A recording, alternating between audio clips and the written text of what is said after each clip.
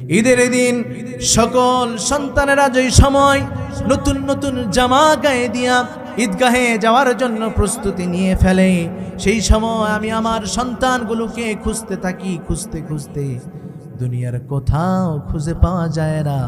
আমি গিয়ে দেখি ওই যে মা কয়েক বছর আগে মারা গিয়েছে, ওই মার অন্ধকার কবরের পাশে গিয়া দুইটা সন্তান সূরা ইয়াসিন পাঠ করে আর ডেকে ডেকে বলে, মা, দুনিয়ার সন্তানগুলোকে কত মানুষ ঈদের ময়দানে নিয়ে যায়, নতুন জামা গায়ে যায়। আজকে মা তুমি নাই, কেউ সীমায় রান্না করে আমাদের দুই ভাইয়ের মুখে উঠায় দেয় না, কেউ আমাদের সুরমা দিয়ে দেয় না, মাথায় কেউ হাত বোলায় দেয় না।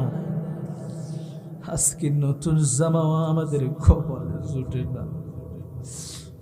মা, দুনিয়ার সন্তান না এত মার স্নেহ মায়া মমতা পায়, কিন্তু আমরা দুই হতভাগা সন্তান মার হাতের কোনো ছোঁয়া পাই না। মারে কবে আসবা, কবে আমাদের মাথায় হাতগুলো বোলায় দিবা?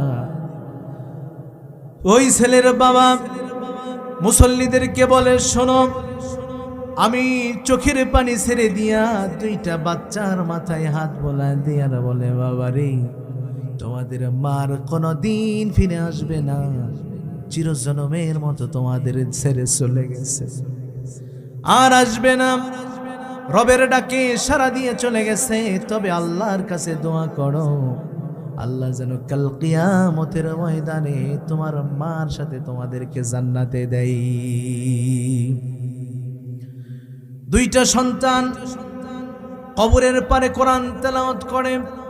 দুনিয়াতে আপনি যদি একটা কোরআন শিক্ষা আপনার সন্তানকে দিতে পারেন, মৃত্যুর পরে বা দুনিয়াতে আপনি বেশি কিছু হয়তো পাবেন না, কিন্তু আপনার মরণের পরে আপনার সন্তান আপনার জন্য কোরআন তেলাওয়াত করে করে আপনার অন্ধকার কবরে সওয়াব পাঠায়া দেবে।